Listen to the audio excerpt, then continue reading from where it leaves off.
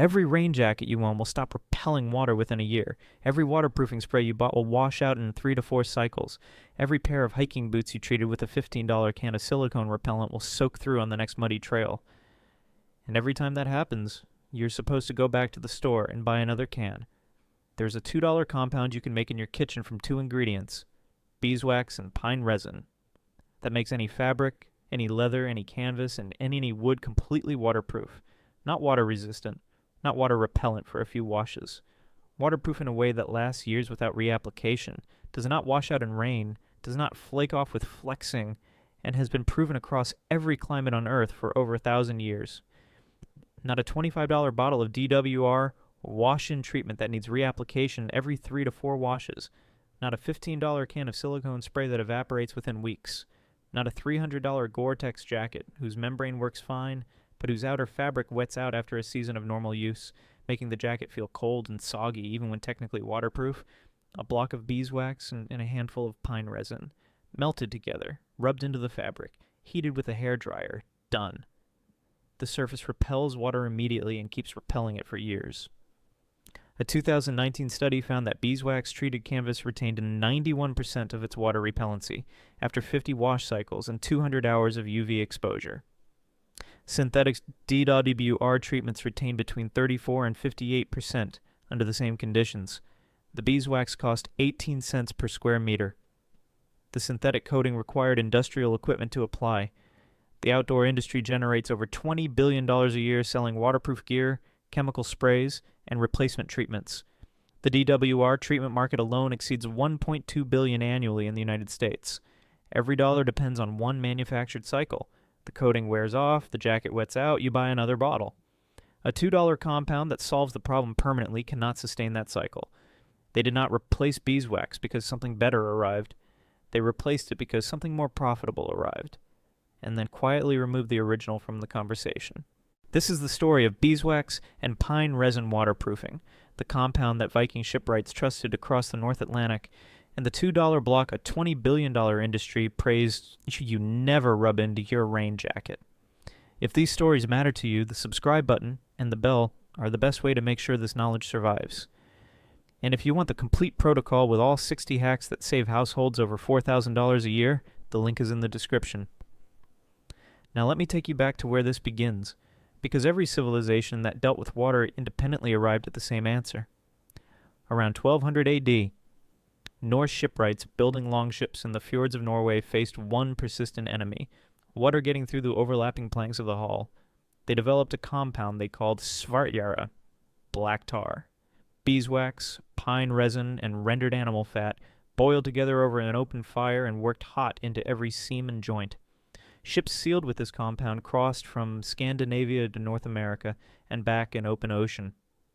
A research team at the University of Groningen analyzed a 10th century ship fragment and found a mixture of beeswax, pine resin, and lanolin, essentially identical to modern DWR recipes, still structurally intact after more than 1,000 years of burial in wet soil. On the other side of the planet, Japanese monks at mountaintop temples in the Kii Peninsula mixed beeswax with camphor oil and pine resin to produce a compound called rohin. They brushed it onto handmade paper to preserve sacred sutras and tax documents through the brutal humidity of Japanese monsoon seasons. Documents treated with rohin survived 600 years. The originals are still readable today in temple archives that predate the printing press. In West Africa, Yoruba leather workers blended shea butter with tree resin to waterproof ceremonial drums and leather bags. In the Arctic, Inuit seamstresses rendered seal, fat mixed with spruce resin to waterproof kayak seams, boats so perfectly watertight they could be rolled upside down and righted without taking on water. In the Amazon basin, indigenous craftspeople combined latex with plant resins to waterproof fiber baskets tightly enough to carry water. A technique that later inspired Charles Goodyear's experiments with vulcanized rubber. 5 civilizations, 5 continents, 0 contact between most of them. Everyone arrived at the same chemistry. Natural waxes combined with natural resins create a permanent hydrophobic barrier.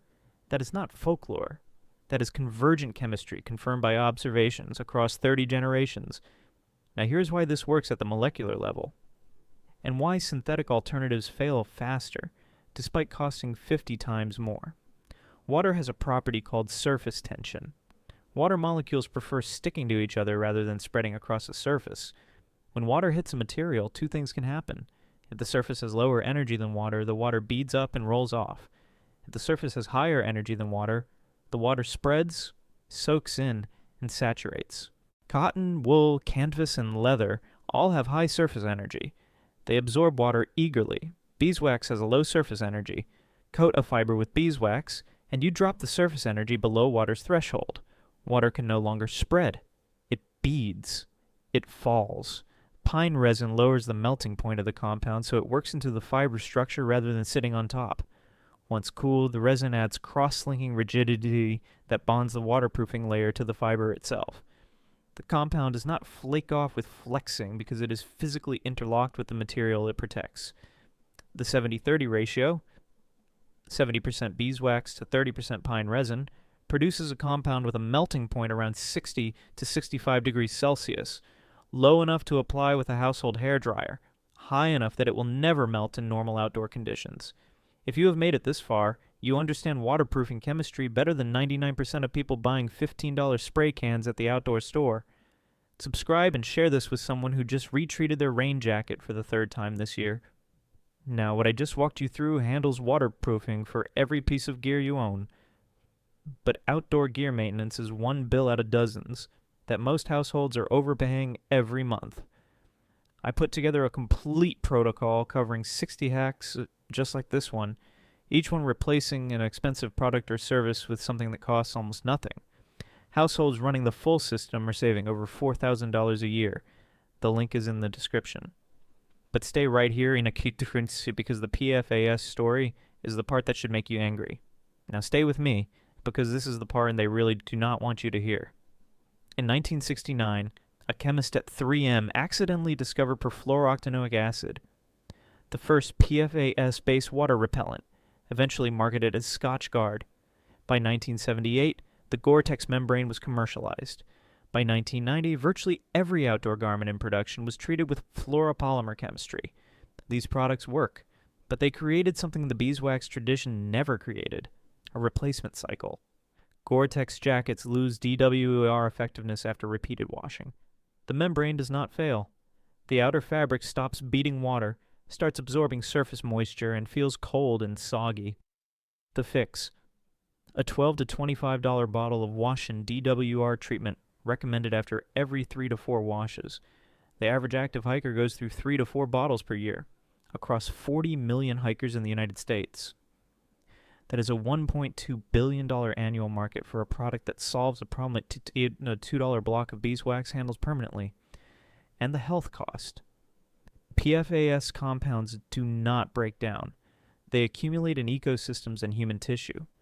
Studies have detected PFAS in the bloodstream of polar bears, in Arctic snowpack, and in the drinking water of communities near manufacturing facilities. The EPA has designated several PFAS compounds as hazardous.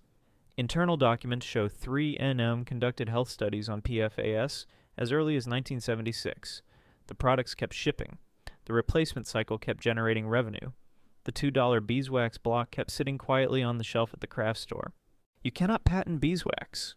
You cannot trademark pine resin. You cannot build a subscription model around 2 natural compounds that any person can melt together in a kitchen in 15 minutes and apply to every piece of gear they own for years. And you cannot sustain a $20 billion outdoor industry on a compound that costs 18 cents per square meter and outperforms the synthetic alternative by 33 percentage points in wash cycle durability.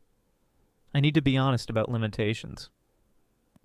The beeswax compound slightly darkens light-colored fabrics and leathers, creating a vintage waxed appearance. It adds a faint waxy smell that fades within days. And it is not appropriate for garments where breathability is the primary requirement. The compound fills the pores of the fabric, which is what makes it waterproof, but also reduces air permeability. For rain shells where breathability matters, apply selectively to shoulders, hood, and chest panels. For canvas tents, tarps, bags, and boots, full coverage. Now here's exactly how to make and use it. Step 1. Melt beeswax in a double boiler. A small metal bowl set inside a larger pot of simmering water, never over direct flame. It melts around 62 degrees Celsius. Step 2. Add pine resin at 70 to 30 ratio by weight. Stir until fully combined. The result is a dark amber liquid. Step 3. Pour into a flat container. A small tin, a silicone mold, an old muffin tray. Let it cool. You now have a block of waterproofing wax that lasts years. Step 4. Rub the solid block directly across the fabric surface using firm pressure. Cover every square inch. Then pass a hairdryer on medium heat across the surface. You will see the fabric darken slightly as the wax melts into the fibers. Wipe away excess with a clean cloth. For leather boots and tool handles, soften a small amount between your fingers and rub it in. Total treatment time for a 2-person tent fly, 25 minutes. A pair of boots, 15 minutes. Total cost for treating all of the above, under $4. A backpacker in Vermont treated an old canvas tent that had been leaking for 3 seasons with homemade beeswax resin compound in 2021. 2 hours of work, $3 in materials. The tent has been used on 12 camping trips since, including a week of steadier rain in the Adirondacks. 0 leaks. His previous solution had been a $15 can of commercial waterproofing spray to reapplied before every trip. 6 trips per year at $15 each. $90 per season for a solution that failed by the second rainy night.